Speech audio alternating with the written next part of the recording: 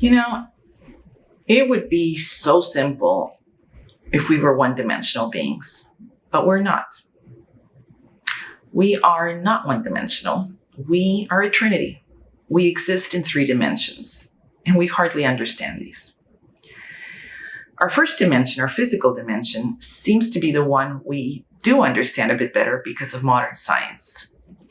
We can be reassured in our physicality because we feel we can prove things that are logical.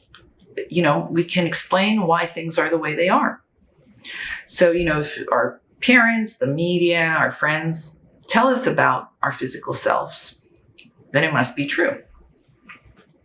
Our second dimension is our mental dimension. And a wonderful book to read is The 4 Agreements. And if you haven't read it, I suggest that you do, because it'll explain this dimension so much better.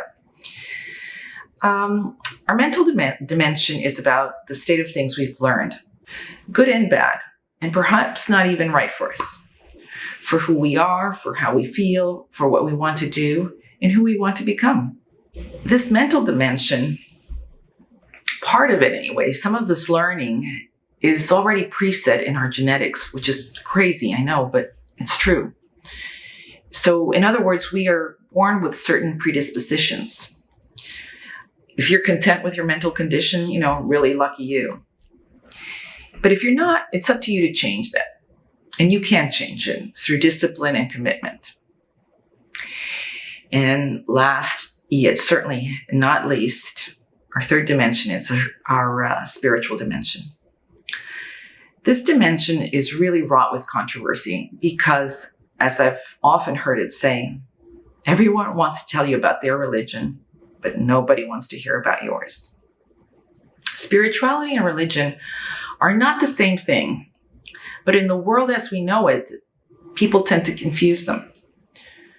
True spirituality has certain qualities. It is free. It is disciplined. It's curious. It understands the concept of oneness. It will not harm. It will not judge. It knows connectedness. And it knows love.